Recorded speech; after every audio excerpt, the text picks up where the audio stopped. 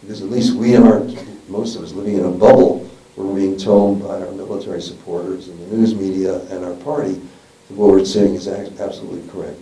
So anyway, that's that story of Vietnam.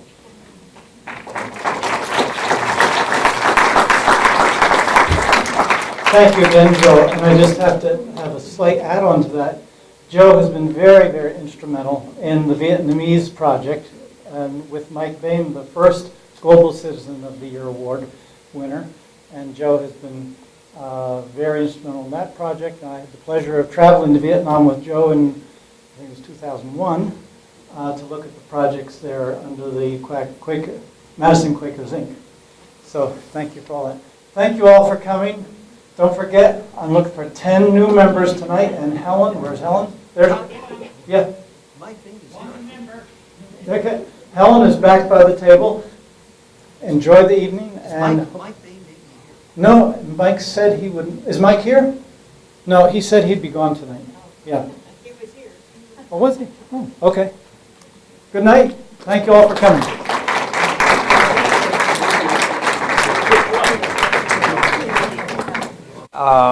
For those of you, we have a couple new people here, and I introduced myself beforehand, but hi Andrew, but as a formality, I will introduce myself. My name is David Williams.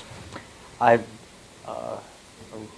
been in Madison for 10 years. I moved here from Chicago. I worked for Chicago Public Library for 28 years. Got early retirement thanks to Rob Blagojevich in 2004. I worked at the main library there. Middle East history was one of many subject areas I was responsible for. I am by no means a specialist in Middle East history or Middle East affairs, but I have been an advocate of Palestinian self-determination since I attended UW during the Vietnam War in 1969. So I'm sort of an autodidact on the subject and have agitated and demonstrated and had numerous educational events, in the past 45 years. Obviously, I draw most of my knowledge from books, since the advent of the internet, from websites and so on. Streaming videos, which we all have access to now, thankfully. And I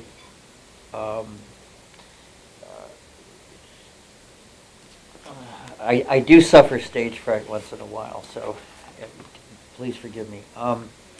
I formed an organization when I moved to Madison called the Peregrine Forum. And my collaborator in that endeavor was the late Joe Dean, he passed away in July, and some of you knew him, so we had this partnership.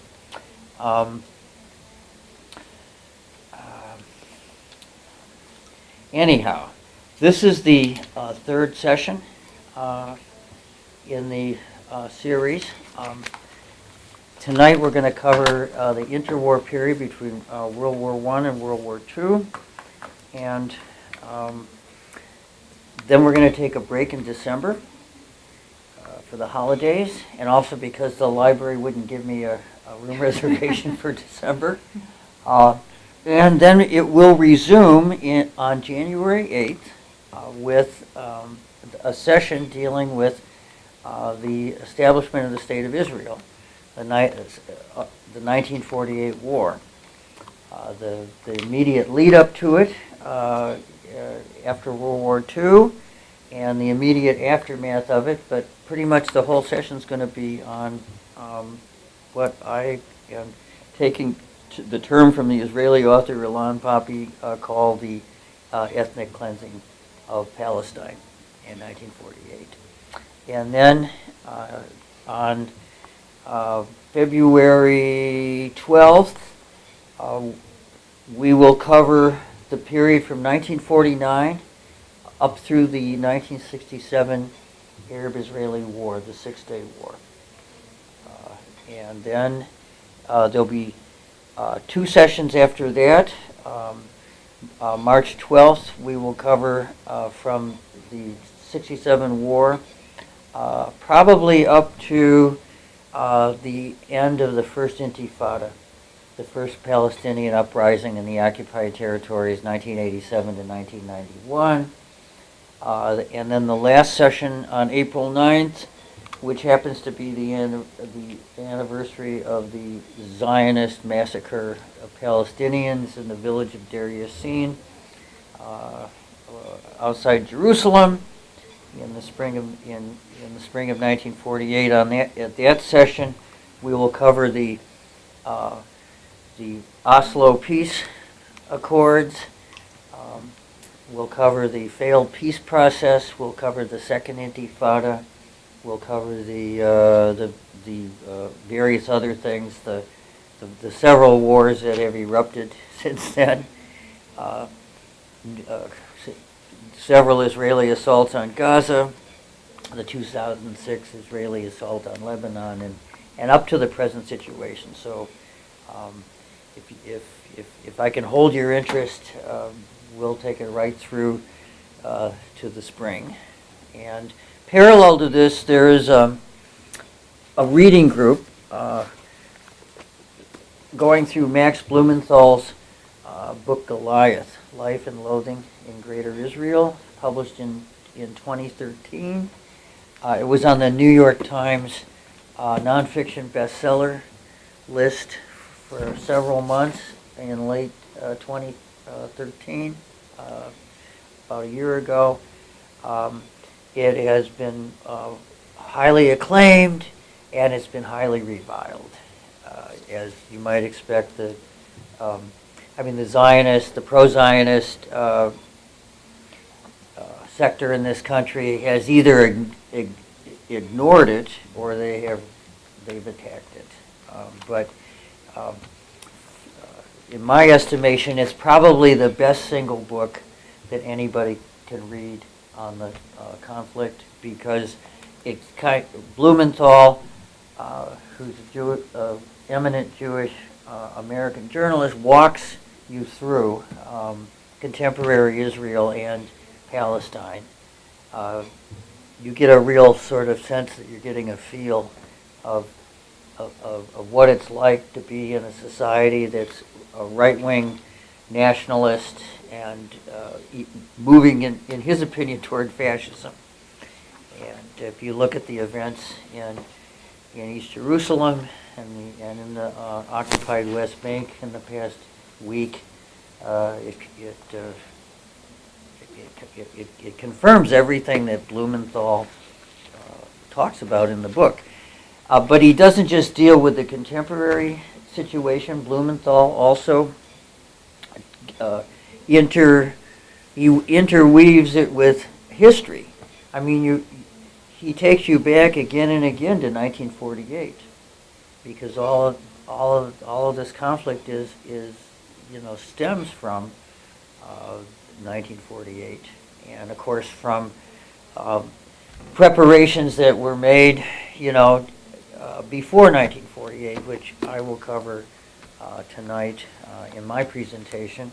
Also, some of you have seen this film, I know, but some of you probably haven't. Occupation 101. It was done a number of years ago, but it's still probably the best introduction to the overall situation. So that will be screened a couple blocks from here on Tuesday, November 25th at 7 p.m. in room 200, which is upstairs from some of you know where the Fountain Restaurant is. It's upstairs from the Fountain, a couple doors down from Michelangelo's Coffee House. So you can put that back over there. Does anybody have any announcements they want to make that are relevant to the topic? Does SJP have anything coming up? No. We just had an event on Tuesday. Okay. We don't have anything planned, really. Just like meeting together and trying to plan things for next semester. I'll pass around an email list. Most of you are already on my email list, but I'm in touch with Students for Justice in Palestine, so if something comes up, I will certainly, if you wish, I will certainly let other people know, and the other people who aren't here tonight.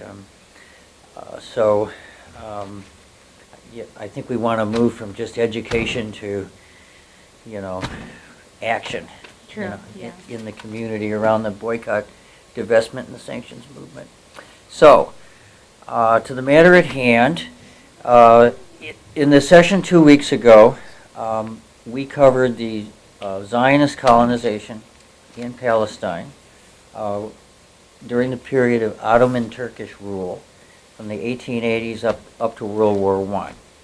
And then we touched on some of the highlights of World War I as it affected the area then known as Greater Syria or the Levant, a quaint French term, I think, for Eastern Mediterranean part of the Middle East. And I'll just reiterate a little bit of that briefly. Turkey, in October 1914, entered World War I on the side of Germany and Austria-Hungary and their minor allies. I think Bulgaria was one of them, if I'm not mistaken. And the British were looking for ways to dislodge the Ottoman Turks, and the French to pick apart,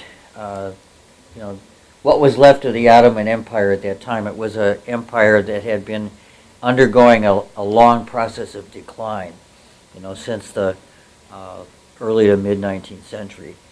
So the British sought to stir up a revolt among the Arabs. Arab nationalism had emerged in the region in the late 19th century, and there were a number of components. There was a emerging Arab bourgeoisie or middle class, in a number of cities in the region, especially Damascus and Beirut and Jaffa in Palestine. And there also were the Bedouins and the Arabs of the desert. And most Americans, if they have any passing familiarity with this, of course, they think of Lawrence of Arabia and the Desert War against the Turks.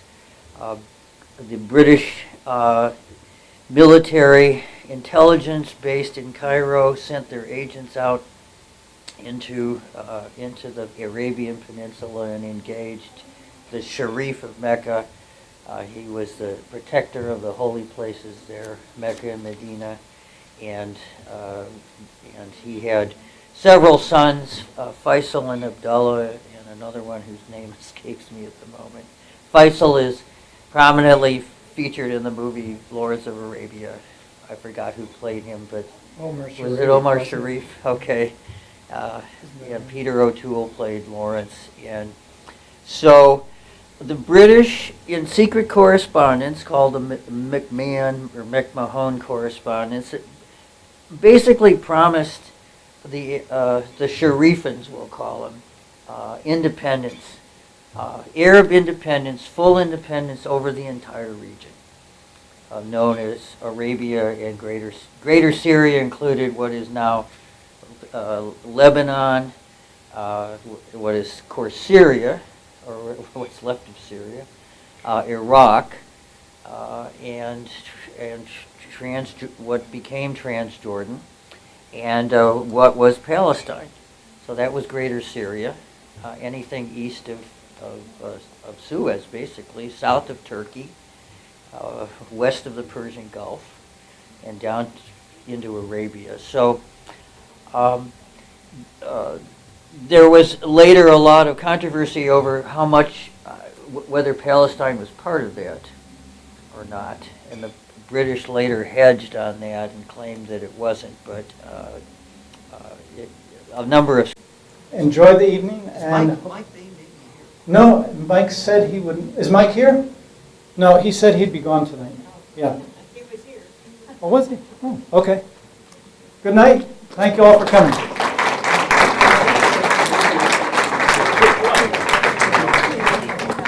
Thank you again, Joe. And I just have to have a slight add-on to that. Joe has been very, very instrumental in the Vietnamese project, with Mike Bain, the first Global Citizen of the Year award winner. And Joe has been very instrumental in that project. I had the pleasure of traveling to Vietnam with Joe, and I think it was Because at least we aren't, most of us, living in a bubble where we're being told by our military supporters and the news media and our party that what we're saying is absolutely correct. So anyway, that's that story of Vietnam.